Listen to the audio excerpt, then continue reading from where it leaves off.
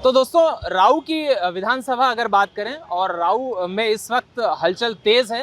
जीतू पटवारी इस क्षेत्र से अभी विधायक हैं, कांग्रेस के मौजूदा विधायक हैं और लंबे अरसे से यहाँ राजनीति कर रहे हैं। मैं आपको बता दूं कि कांग्रेस के लिए लिहाज से ये बड़ा नाम है। वहीं बीजेपी की तरफ से यहाँ अगर राऊ की बात करें तो मधु वर्मा यहाँ से प्रत्याशी बनाए गए हैं। दोनों की अपनी अपनी मान्यता है, अपनी अपनी चीज़ें हैं। मतदाताओं को लेकर क्या उनकी सोच है वो हम आपसे बारे में बात करेंगे उस बारे में। लेकिन अभी मैं कुछ युवाओं से बात करूंगा। राऊ विधानसभा में मैं खड़ा हूं और मेरे साथ जो लोग हैं पीछे आप देख पाएंगे ये सभी राऊ विधानसभा से हैं। क्योंकि सारा जो दारोमदार है ना देश का युवाओं पर है। आज प्रधानमंत्री नरेंद्र मोदी भी ये बोल चुके हैं कि देश के युवाओं को अगर हम आगे बढ़ाते हैं तो हम देश को सशक्त बनाते हैं और हम विदेशों तक अगर अपना नाम करते हैं तो उसमें युवाओं की कहीं ना कहीं भूमिका है। इस बार के चुनाव में युवा एक बड़ी भूमिका निभाने जा रहा है। क्या उसके दिमाग में है और क्या वो उस वोट को लेकर वो सोचता है, सरकार को लेकर वो सोचता है, नेताओं को लेकर वो सोचता है। क्या नेता उसको व्यक्तिगत पसंद है या नेता के काम उसको पसंद है या सरकार के काम उसको पसंद है, ये सब जानने की कोशिश करते हैं। पहले हम ये जानते हैं कि यहाँ कौन कौन हमारे साथ हैं। आपका नाम फटाफट बता दीजिए। लक्की धाकड़। आप क्या करते हैं अभी? खेती करते हैं। आपका नाम? कुणाल धाकड़। कुणाल, क्या कर रहे हैं आप? स्टूडेंट भी है। स्टूडेंट हैं आप? Ashwin Yadav college student. अच्छा, आप भी स्टूडेंट? नरेश निगम व्यवसाय। अच्छा, बिजनेसमैन है आप, बिजनेस करते हैं।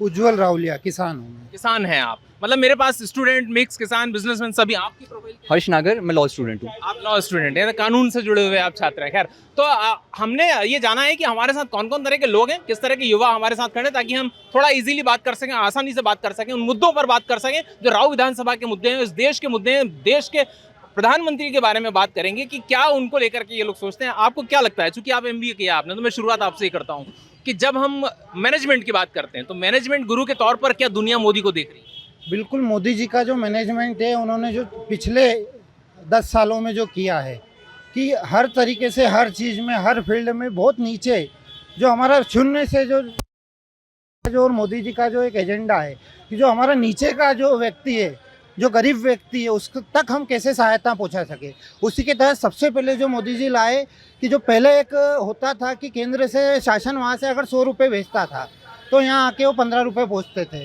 जो आम आदमी के खाते में पहुँचते थे। आज पूरा 100 का 100 रुपये उस आदमी के खाते में पहुँच रहा है और इसका क्रेडिट जाता है मोदी जी को जनधन योजना के द्वारा। उन्होंने जो 25 करोड़ खाते खुलवाए देश में और आज हर आदमी उसका बेनिफिट ले रहा है। फिर जो एक नया जो उन्होंने किया है कि ऑनलाइन जो हुआ है, आज हमारा एक सब्जी वाला भी ठेले वाला भी ऑनलाइन पेमेंट लेता है, UPI इस्तेमाल करता है। तो ये जो फ़ायदे हैं, ये जो मोदी जी का विज़न है, ये बहुत ब्रॉड है और इसके कारण आज निम्न वर्ग को सबसे ज़्यादा फायदा अगर हो रहा है तो युवाओं को, निम्न वर्ग को। लेकिन जो विजन की आप बात कर रहे हैं ये तो मनमोहन सिंह के पास भी था। नहीं, मनमोहन सिंह के पास विज़न अगर होगा तो उन्होंने इम्प्लीमेंट होना था ना। इम्प्लीमेंट क्यों नहीं हुआ भाई? आप अगर कितनी भी योजनाएं बना लें, वो फाइलों में दबके रह जाए तो उसका क्या फ़ायदा है? मनमोहन सिंह बोल ही नहीं पाते थे। सबसे पहले तो कनेक्ट होना चाहिए। आज मोदी जी का हर युवा के साथ पर्सनल कनेक्ट है। युवा चाहता है कि उसका प्रधानमंत्री उसके मन की बात करे, उससे कनेक्शन हो, उसका वो समझ पाए उसको। मनमोहन सिंह तो कहीं दिखते ही नहीं थे, जब भी दिखता था गांधी परिवार दिखता था। लेकिन आपने बताया कि आप किसान भी हैं, तो आपको लगता है कि एक किसान के तौर पे क्या आज किसान खुश है बीजेपी से, या कहीं कहीं कोई ऐसी चीज़ है जो आज भी ज़रूरत है जिसकी? नहीं, बिल्कुल खुश है। इसलिए खुश है कि जैसे सबसे पहले एक समस्या आती थी हमें कि प्रकृति से कोई नहीं लड़ सकता, आए दिन किसानों को नुकसान होता था। जो किसान एक फसल बीमा योजना आई है वो किसानों के लिए बहुत अच्छी साबित हो रही है कि किसान को उसमें 25% प्रीमियम भरना बाकी सरकार दे रही है। आज अगर 3500 रुपये एकड़ का बीमा होता है तो 700 रुपये किसान प्रीमियम भरता है, बाकी का पैसा सरकार भरती है और उसमें जो पैसा मिल रहा है वो बहुत अच्छा, लाखों में लोगों को बीमे मिले हैं। फिर जो छोटे किसान होते हैं उनके लिए होता है अपना किसान सम्मान निधि आ रही है जो 10,000 रुपये साल की, 6,000 रुपये केंद्र सरकार देती है और 4,000 रुपये ये जो किसान की योजना है, मैं आऊँगा आपके पास क्योंकि हमारे पास लॉ के भी स्टूडेंट्स हैं। क्या कहते हैं आप, आज का जिस तरह की पढ़ाई चल रही है, कानून की पढ़ाई चल रही है, पहले जो चलती थी उसमें किस तरह का फर्क? क्योंकि एक नया पढ़ाई का पद्धति आई है 2020 में जिसको हमने अपनाया है, तो क्या कहेंगे? हाँ जी भाई साहब, शिक्षा का जो स्तर रहा है, शिक्षा की जो व्यवस्थाएं रही हैं और समय के साथ जो न्यू एजुकेशन पॉलिसी आने के बाद से जो नवाचार से आया है, जैसे अब प्रैक्टिकल एजुकेशन की तरफ ध्यान ज़्यादा रहता है, हर चीज़ में प्रैक्टिकल एस्पेक्ट्स है। मैं हमारे यहाँ की बात करूँ तो मैं शासकीय नवीन विधि विद्यालय का विद्यार्थी हूँ और हमारे प्रदेश के मुखिया श्री शिवराज सिंह जी चौहान के द्वारा अभी कुछ समय पहले 1 महीने के पूर्व हमें एक नई सौगात मिली है। कॉलेज को एक नई बिल्डिंग मिली है जिसमें एक NSS हॉल है और कई सारी ऐसी सुविधाएं हैं जो एक विद्यार्थी के सर्वांगीण विकास के लिए बहुत ही आवश्यक है। लेकिन अभी ऐसा वक्त लग रहा है कि नौकरियां बड़ी कम है, तो बहुत गुस्सा है लोगों में। तो आप क्या मानते हैं कि वाकई में नौकरियां कम है, अवसर नहीं दे पा रही है सरकार, या कुछ और वजह आप मानते हैं? भाई साहब, मेरा ऐसा मानना है कि जैसे सरकार के जो प्रयास है वो सतत जारी है। अब मध्य प्रदेश की बहुत अच्छी योजना है सीखो कमाओ योजना। उसके साथ साथ मुख्यमंत्री जी एक योजना देते हैं, मुख्यमंत्री इंटर्नशिप योजना, जिसमें युवा जो जनसेवा के प्रति समर्पित है, जो समाज के प्रति काम करना चाहते हैं, उनके लिए आयाम है। और सीखो कमाओ योजना में भी यही चीज़ें हैं कि अगर व्यक्ति काम करना चाहता है, किसी चीज़ को सीखना चाहता है, तो उसके लिए सीखने की व्यवस्थाएं हैं, उसे उसका पैसा भी मिला जाएगा और आगे भविष्य में आके उसकी नौकरी सुनिश्चित की जाएगी। मतलब निश्चित तौर पे NEP को लेके आप संतुष्ट नजर आ रहे हैं कि NEP एक अच्छी चीज आई और उससे लोगों को फायदा हो रहा है, ये हम कह सकते हैं। अच्छा, अगर हम टेक्नोलॉजी की बात करते हैं, मतलब एक ये बात करें कि टेक्नोलॉजी की, तो आप भाई साहब किस तरह का आपका बिजनेस क्या है? क्योंकि आपने बताया बिजनेसमैन है आप। मेरा CCTV कैमरा का बिजनेस है, LED TV वगैरह इन सभी चीज़ों का।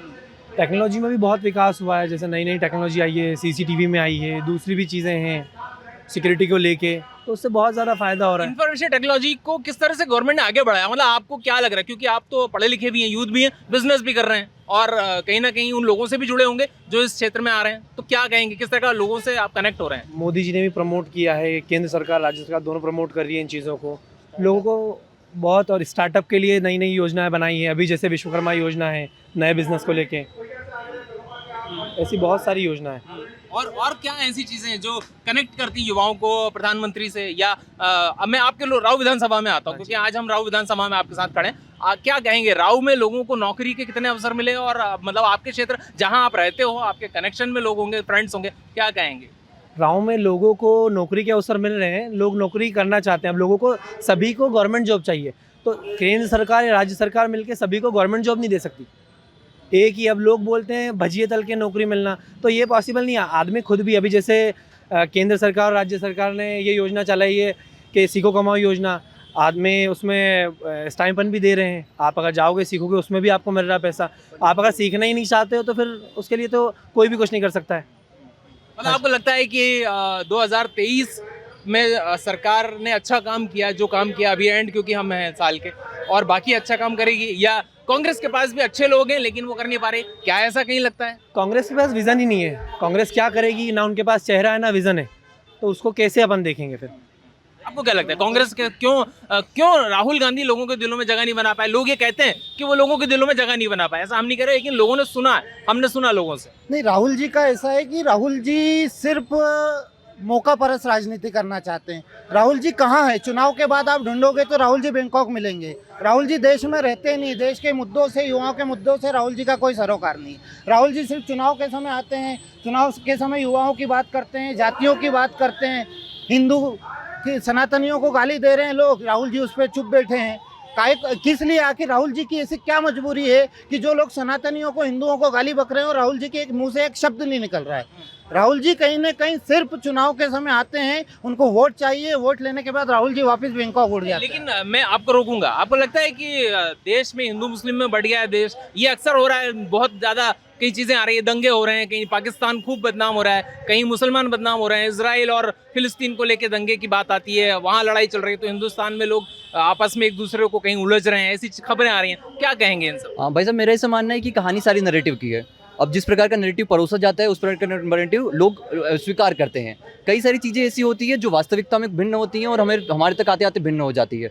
मुझे ऐसा बिल्कुल नहीं लगता कि हिंदू मुसलमान वाली कहानी है। अगर ऐसा कुछ होता तो जब राम मंदिर का ऐतिहासिक निर्णय आया तो उस समय देश में बहुत बड़े दंगे हो सकते थे, पर ये सशक्त सरकार थी, ये मोदी जी की सशक्त ताकतवर सरकार थी और ताकतवर ऐसे कार्यकर्ताओं की मेहनत थी कि उसके उपरांत भी इतना निर्णायक जो भूमिका में वो रहे कि इतना बड़ा निर्णय आया, उसके बावजूद देश में कोई किसी जगह से कोई उपद्रव होने की स्थिति नहीं है। क्या सरकार, आपको लगता है कि 2023 में ये सेमीफाइनल है और बीजेपी फाइनल जीत जाएगी? ऐसा मैं नहीं बोल रहा हूँ, लेकिन क्या ऐसा मानते हैं आप?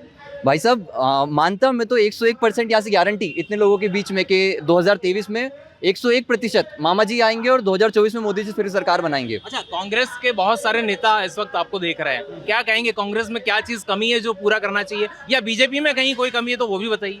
नहीं, बीजेपी में कमी नहीं है। बीजेपी अभी जो काम कर रही है, जो केडर के साथ काम कर रही है, बस बीजेपी ऐसे ही काम करती रहे। जो निम्न हमारा नीचे का जो कार्यकर्ता है उसके हिसाब से जो हो रहा है वो उसमें भागीदार बन रहा है। इसी के कारण आज बीजेपी शिखर पर है। और कांग्रेस के साथ समस्या है कि कांग्रेस अवसर की राजनीति करती है। कांग्रेस ईमानदारी से लोगों के साथ खड़ा होना सीखता है और पूरे 5 साल खड़े रहे। लेकिन मैं एक चीज जोड़ूंगा इसमें, जीतू पटवारी युवा हैं, आपको लगता है कि उन्होंने तो मधु वर्मा को पिता बताया है? नहीं, जीतू पटवारी जी आपके मीडिया के सामने पिता बताते हैं, पर जीतू पटवारी जी वो है, जीतू पटवारी जी के लोगों ने अभी कुछ समय पहले एक अपने जो व्यवहार से एक नैरेटिव सेट किया था कि 75 साल का बूढ़े उनके परिवार में भी होंगे, तो क्या वो ऐसे बेइज्जती करते हैं उनकी? एक ये कौन सा नेता अच्छा नेता होगा वो कोई बुजुर्ग की बेइज्जती करता है क्या इस तरीके से? ये जीतू पटवारी जी का व्यवहार सही है क्या? ये लोगों को तय करना है, राव विधानसभा की जनता को तय करना है।